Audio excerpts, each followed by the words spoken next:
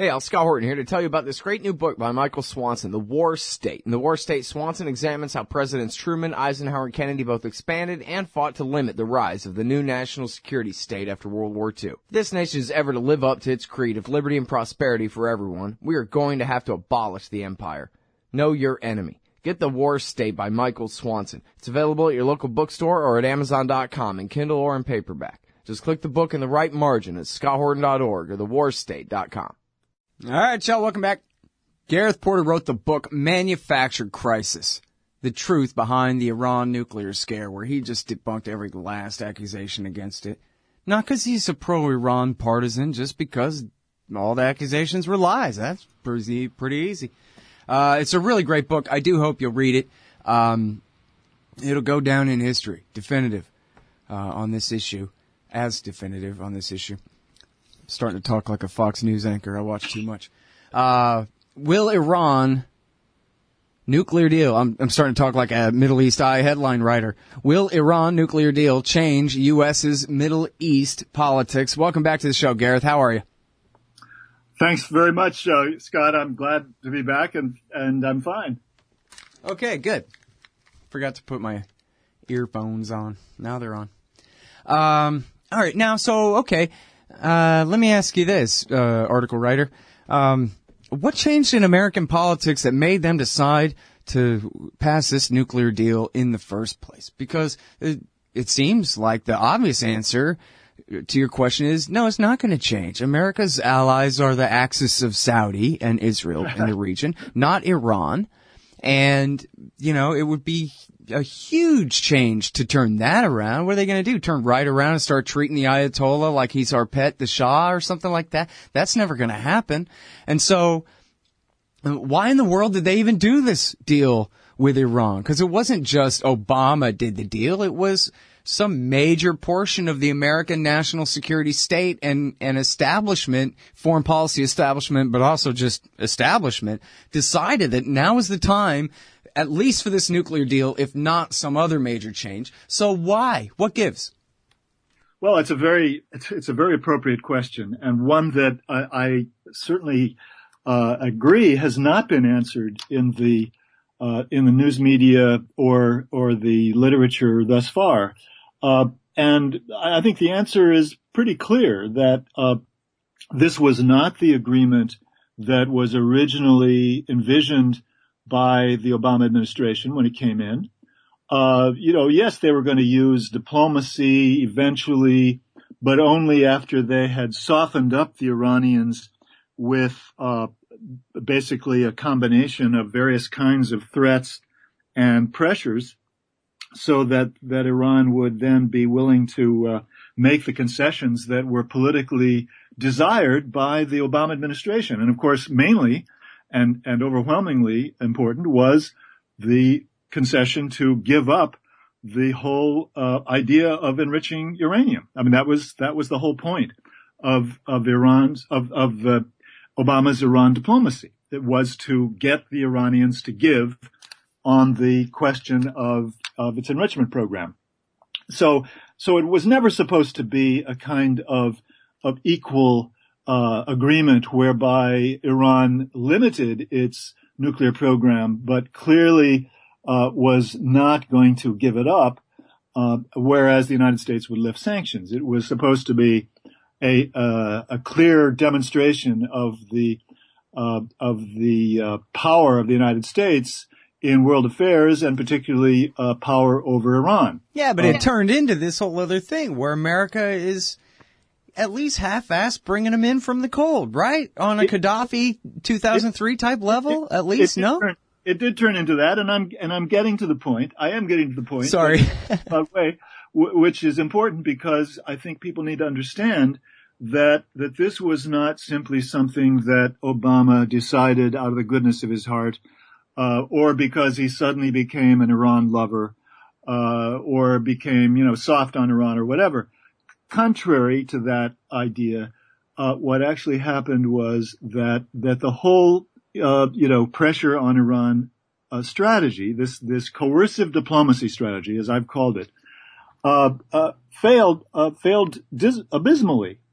It was an utter failure.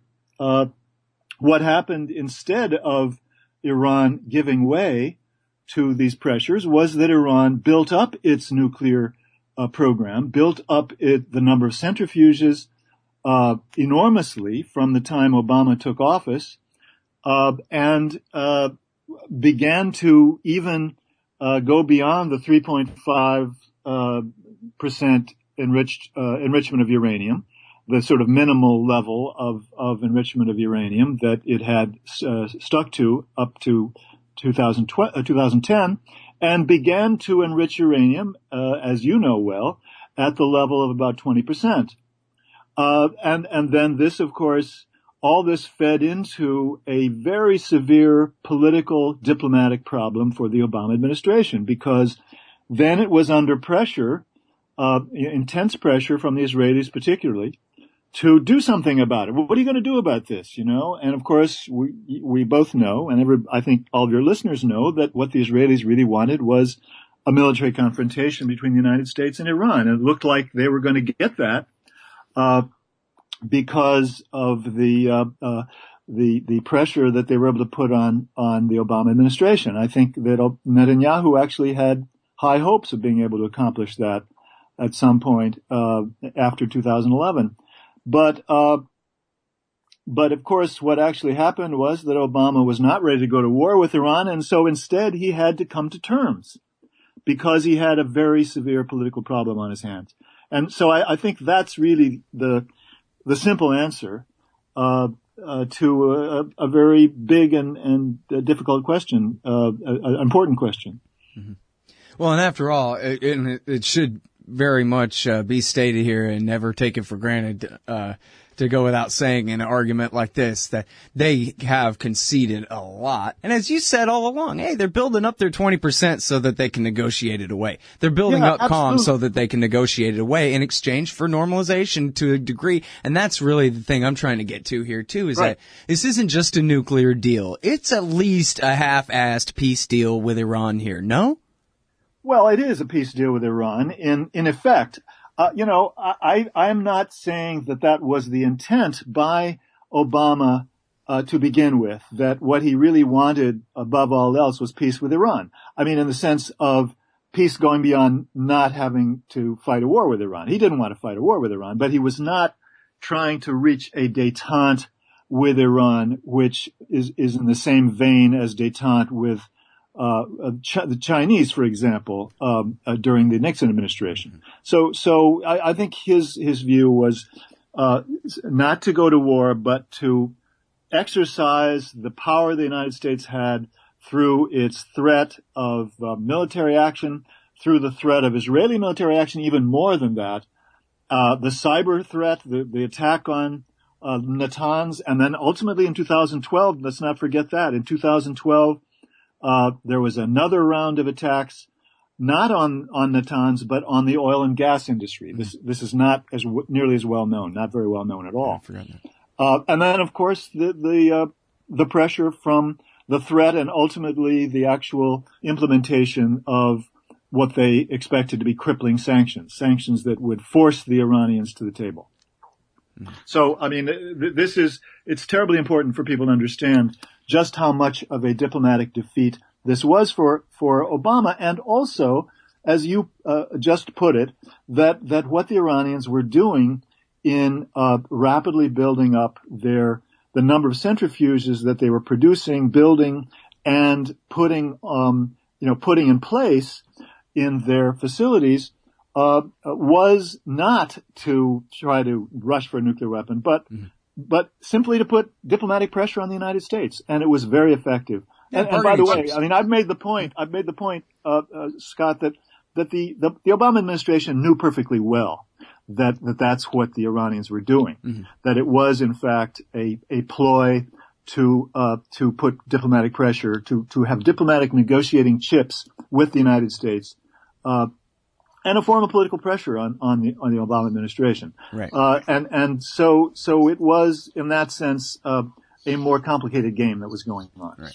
Okay, now on the other side of this break, we're going to get to just how much of a victory it was for the Iranians, even as it was a defeat for the American position. It's the great Gareth Porter writing at middleeasti.net. Hey, all Scott here. If you're like me, you need coffee. Lots of it. And you probably prefer it tastes good, too. Well, let me tell you about Darren's Coffee Company at darrenscoffee.com. Darren Marion is a natural entrepreneur who decided to leave his corporate job and strike out on his own, making great coffee. And Darren's Coffee is now delivering right to your door. Darren gets his beans direct from farmers around the world. All specialty, premium grade with no filler. Hey, the man just wants everyone to have a chance to taste this great coffee. darrenscoffee.com. Use promo code Scott and you get free shipping. darrenscoffee.com. Hey, y'all, guess what? You can now order transcripts of any interview I've done for the incredibly reasonable price of $2.50 each. Listen, finding a good transcriptionist is near impossible, but I've got one now. Just go to scotthorton.org/transcripts, enter the name and date of the interview you want written up, click the PayPal button, and I'll have it in your email in 72 hours max. You don't need a PayPal account to do this. Man, I'm really going to have to learn how to talk more good. That's scotthorton.org/transcripts. All right, y'all, welcome back. I'm Scott Horton. It's my show, Scott Horton Show. Gareth Porter patiently hanging on the line, as usual. Will Iran nuclear deal change U.S.'s Middle East politics? And that's really what I want to get to here now, Gareth, is I'm sure I probably was overstating it here. Oh, for people catching up on the news, they've implemented the deal. The Iranians have already abided by all of it, scaling back their everything and expanding all the inspections and everything they had to do, closing the PMD file and everything they had to do to get the sanctions lifted. And now the West has lifted the sanctions, like in the deal. And so here we are. But so I think I was probably, because I was being positive and optimistic about something, I'm sure I was wrong. I was probably overstating just maybe how much of a deal this really is. I mean, as we've talked about for years, Gareth, the nuclear issue it doesn't matter that it's a fake manufactured crisis. What matters is that it's a nuclear weapons crisis, and it has been this huge, fake, outstanding issue, outstanding enough to prevent any kind of real rapprochement between America and Iran this whole time. But so, is the opposite the case then? That, well, now without this gigantic fake issue, to disrupt everything, that now things can begin to get back to normal? Or is it, no, just a nuclear deal and the status quo is going to basically reign? It's the latter, Scott. I mean, unfortunately, one would think that logically this kind of enormously high profile international agreement between the United States and Iran, and of course, there are others involved, but essentially it was a negotiation between those two parties, that would in fact change the face of the relationship between the two countries, and indeed even have huge impact on the politics of the Middle East. But the evidence to the contrary is simply overwhelming, and I would point to something that I didn't even cover in my article because it has happened essentially since I wrote it, since I submitted the article last week.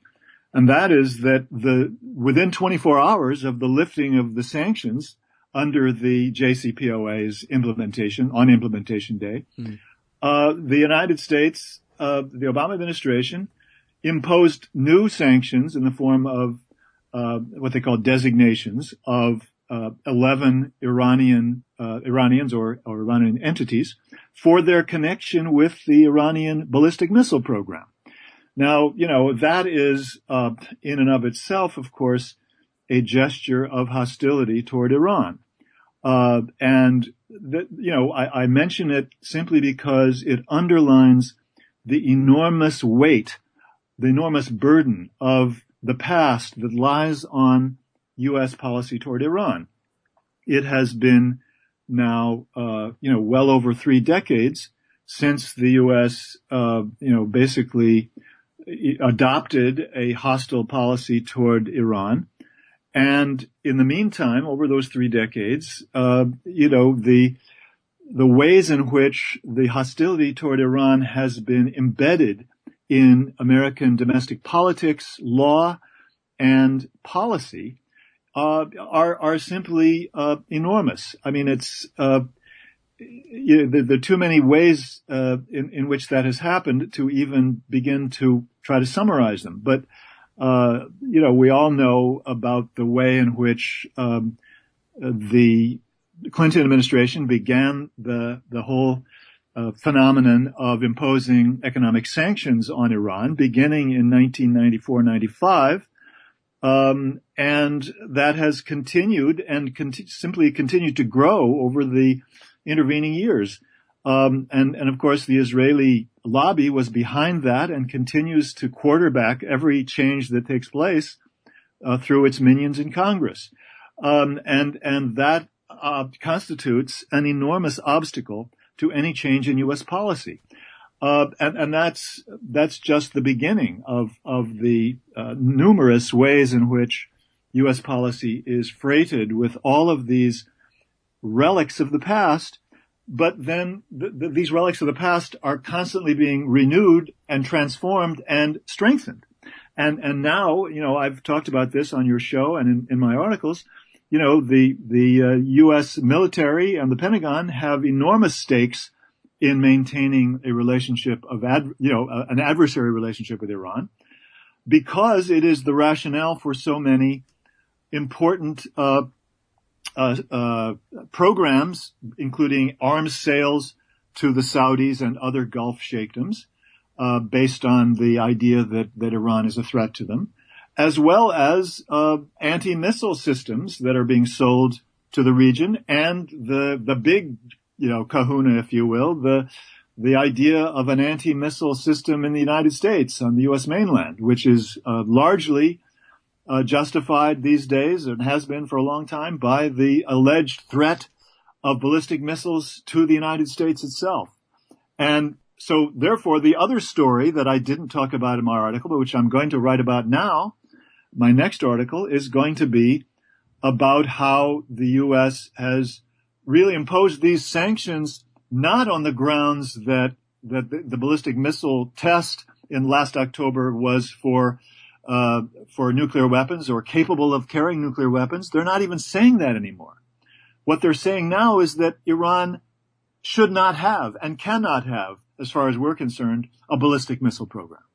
So, how much more fundamental can hostility between one country and another country be than for the bigger power to say to the smaller country, you cannot have the most fundamental defensive measures that are possible for you, and the one thing that could deter foreign attack on you. Mm-hmm. And now, isn't it right, Gareth, that the UN resolutions that say you can't have these missiles are based on the faux scandal over the fake smoking laptop, the Israeli forged smoking laptop, about how they were trying to prepare obsolete missiles they don't even have anymore for delivering nuclear warheads that they never were making? Yes, of course. I mean, the premise of that 2010 United Nations resolution that was going to be the basis for, more designations against Iranians, was indeed that the Iranians had a nuclear weapons program, and you can never tell, maybe they still have one. But that has been overtaken by events now, because that UN resolution no longer exists. It ceased to exist on implementation day. So what did they do? They turned around, the Obama administration turned around and came out with new designations based on an entirely different rationale. And it's so confusing. I'm sorry. I thought that they had claimed that they were just enforcing the UN resolutions here. Well, that I was just about to say that news media reports have in fact suggested that. They've suggested an unnamed official has said that.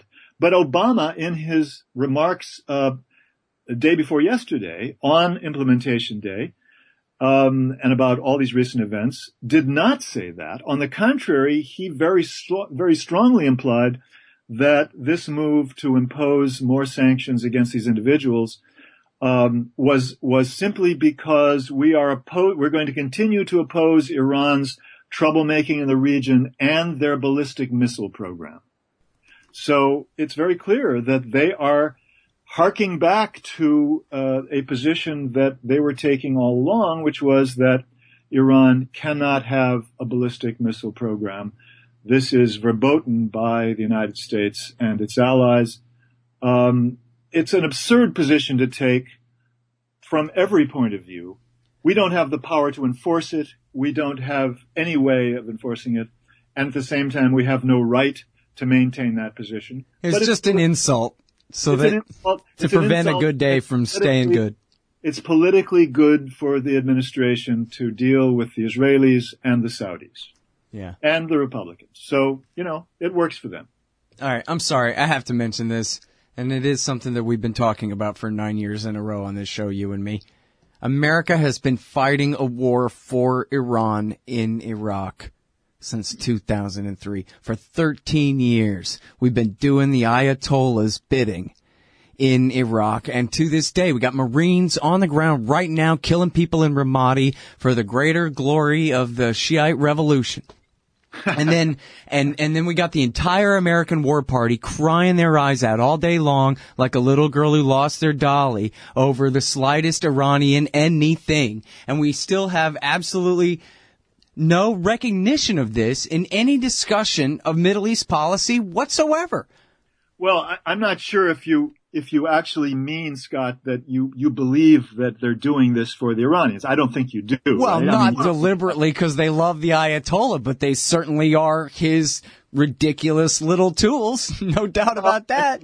You could make that argument in the case of the 2003 invasion. I mean, I'd be perfectly prepared to say that that's a perfectly reasonable way to characterize the U.S. policy at that point, but it's not the same today. I mean, after all, the reason they're doing that is that ISIS suddenly became this huge, massive political military movement in Iraq, and they had already basically staked out the whole notion that the United States is not going to allow Al-Qaeda to gain such a foothold anywhere.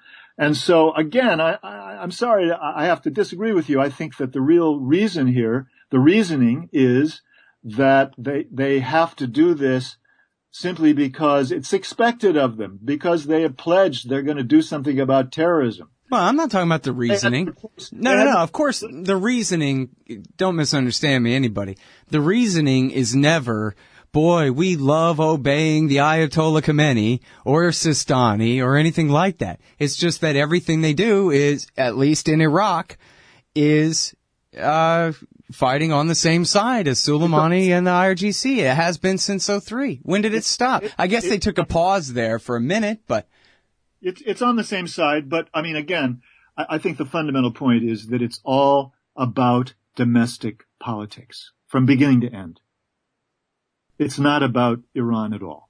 It's about domestic politics. That is certainly the case with the Obama administration. Yeah. Oh, I understand that. I'm not saying that anyone making policy in the U.S. is putting Iran first in their wishes or anything like that. I'm just saying the idea that they're going to sit here and cry their crocodile tears about Iran all day long when it's the American empire that has done the most. And I'm not talking about the Iran deal. I'm talking about the Iraq and, for that matter, the Afghan wars, has done the most to secure and enhance Iran's, power and interests in the Middle East. At the very same time, it's kind of intolerable to me. You know what I mean? Somebody has to smack all of these people and say, you're the one who keeps doing the Ayatollah's bidding. So how come you're the same ones crying about him? Just as we have been the ones who have done the most to promote Al-Qaeda in the Middle East. I mean, of course, it's the same principle, isn't it? Right. We use that constantly as a whipping boy to get more. We, meaning the U.S. national security state, uses that threat from Al-Qaeda to get more resources, and at the same time they continue to do everything that helps the Al-Qaeda and now the Islamic State to gain more popularity, more ground. Yep, great. So, hey, guess what? I'm warning you now that you're gonna have to read my book before I submit it to the publisher. I finished the proposal yesterday, so it's gonna be a little while, but I'm gonna need a check mark from Gareth before Well, congratulations on getting the manuscript done. Yeah, it turned out once well, it's not the manuscript, but just the proposal, but, the proposal, sorry. But it includes, 14 chapter summaries, and I realized, this is easy. I can finish this, The only hard part was where to shut up and move on in the summaries, Well, I assume you're going to write a very popular book. Accessible. Yeah. Well, we'll see. We'll see how that goes, but I'm going to make sure that you make sure it's right before I go show it to anybody else. Fair enough. All right. Well, thanks so much for your time again, Gareth. You're the best, man. Thanks, Scott. Bye-bye. All right, y'all. That's the great Gareth Porter, because this is the Scott Horton Show. MiddleEastEye.net. Will Iran nuclear deal change U.S.'s Middle East politics? Hey, y'all. Scott here. The thing is, I need you guys to help me to get these download numbers up. So do me a favor and sign up for the podcast feeds of this show. You can choose the whole show or just the interviews at iTunes and Stitcher. All the buttons you need are at the top of the right margin at scotthorton.org. The more subscribers I have, the more iTunes and Stitcher will help promote the show to new listeners. If you're a hardcore fan, brand new or from way back, please leave them customer ratings and reviews, too. Trying to get these wars ended. Hey, Scott Horton here for MPV Engineering. This isn't for all of you, but for high-end contractors specializing in industrial construction and end users who own and operate industrial equipment. MPV offers licensed professional consulting on chemical and mechanical engineering for your projects. Tanks, pressure vessels, piping, heat exchangers, HVAC equipment, chemical reactors for oil companies or manufacturing facilities, as well as project management support and troubleshooting for those implementing designs. MPV will get your industrial project up and running. Head over to mpvengineering.com. Hey, y'all, Scott Horton here for WallStreetWindow.com. Mike Swanson knows his stuff. He made a killing running his own hedge fund and always gets out of the stock market before the government-generated bubbles pop, which is, by the way, what he's doing right now, selling all his stocks and betting on gold and commodities. Sign up at WallStreetWindow.com and get real-time updates from Mike on all his market moves. It's hard to know how to protect your savings and earn a good return in an economy like this. Mike Swanson can help. Follow along on paper and see for yourself. WallStreetWindow.com.